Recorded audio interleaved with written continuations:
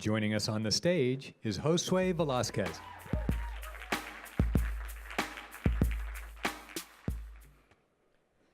Hello everyone, thank you for being here. Today I was going to present to you a video game called The Alternates.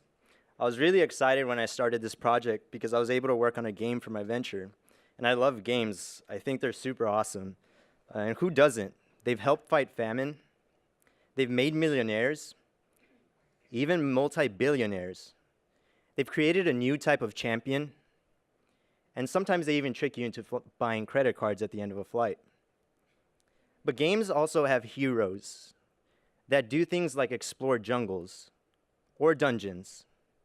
They create shared moments of delightful discovery or shared moments of deep disdain. There's all sorts of games. My video game was going to be about cool characters and the future and teamwork. But there was a problem.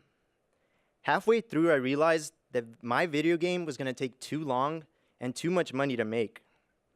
But I didn't want to abandon this idea. I just needed a way to get it out of my head so that I could have something to present to you today. Then I remembered my first games. I remembered the days that I spent playing them with my little sister. Those are cards, little pieces of paper, and they created super special moments for me and my family. So I made The Alternates a card game, and all of a sudden, my world was alive. This is the distant future, the city of New Neomega, where strange creatures and interesting individuals roam about. But even in such an advanced city, incidents can occur. 4 citizens have lost their memories after coming to contact with a foreign piece of technology called the Cryptica. And to make matters even more murky, our 4 folks are bound together by this device and its matter-altering abilities. These are our adventurers. Lee, the kid human.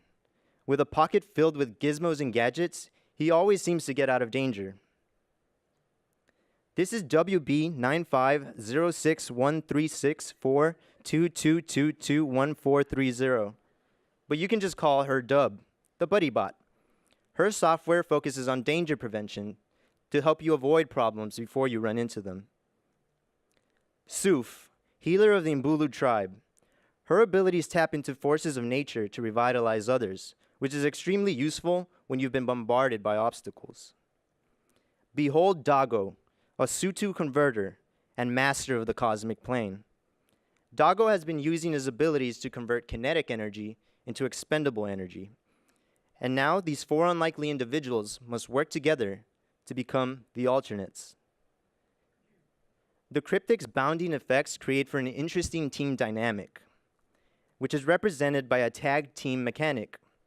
This design ensures that no single member of your team gets to hog all the fun challenges that you'll face throughout your journey. Everyone gets to play. A game that focuses on teamwork was important, but we also wanted to focus on one other attribute of a good game: replayability. How do you make a game that can deliver the same joys and frustrations over and over again? Our solution was to add a 5th player. But this player isn't an alternate. No, this player is more powerful. This player is the guide, director of journeys. The guide is the one that decides how the alternate's journeys unfold. Let me show you how. But first, let's meet our players. This is the guide. And this is Lee. The guide draws cards from the journey deck. Let's call these cards obstacles. He places 3 obstacles in front of Lee. But she has her tools with her. She quickly dodges one obstacle and defends herself from the other one. She decides to embark on the final obstacle called the dynamic detour because she knows there's larger ones ahead. She's very strategic. But using these tools come at a cost. It takes energy to activate them, but not doing so comes at an even greater cost. Life points are a luxury in this game, and being unprepared can be quite troublesome. This is the basic gameplay. Now let's talk about team gameplay. We see 3 more obstacles laid out, Only this time, there's an altar card. What this means is that Lee's journey has come to a hold. Enter Dago, Sutu Converter, protector of the alternates and master of the cosmic plane. And it looks like Lee left her in a tight spot. But that's all right. She has the abilities to get out of this mess. One by one, she counters the obstacles. Then suddenly, another altar card appears. It looks like the guide had some cards up his sleeve. In fact, he had 5.